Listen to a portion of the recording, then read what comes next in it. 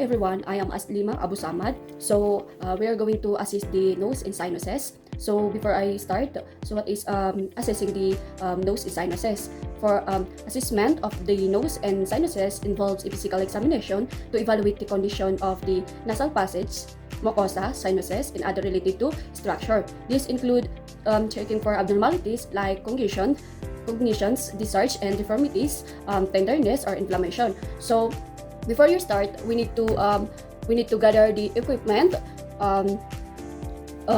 For equipment for assessing for the nose and sinuses is pen light. So the purpose of pen light is to inspect the nasal passage and assess for any obstruction, drainage, and abnormalities. The next equipment is gloves for hygiene purposes during a palpation and examination. Good morning, sir. I am Aslima Abu Samad. I'm your student nurse, sir.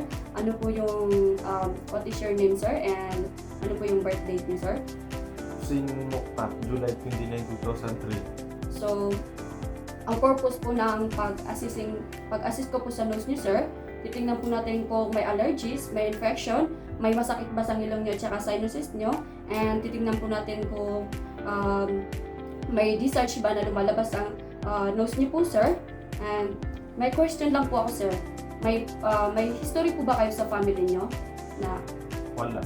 wala? So, may problem po ba kayo sa pag-smell niyo, sir? Wala. Okay. So, sir, mahawakan ko po yung nose niyo and sinuses niyo, bro. Is that okay, sir? Yes. Okay, sir. So before you start, we need to perform hand hygiene to prevent the spread of microorganisms. So first procedure, inspect the external nose to check the size and shape, color, and symmetrical. And next is lightly palpate the external nose to assess for areas of tenderness. And next is instruct the client to close his mouth, include the one nares, and breathe through the opposite nares to determine the patency of both nasal cavities. And repeat to the procedure with the other nares. And next is to use a nasal speculum and a pen light to inspect the nasal cavities to determine abnormalities. With the pen light, shine a light into the nares to inspect the nasal mucosa for color and any indemolation, inflammation, growth, or discharge. And inspect the nasal septum for position, division, and intactness. And next procedure is facial sinuses.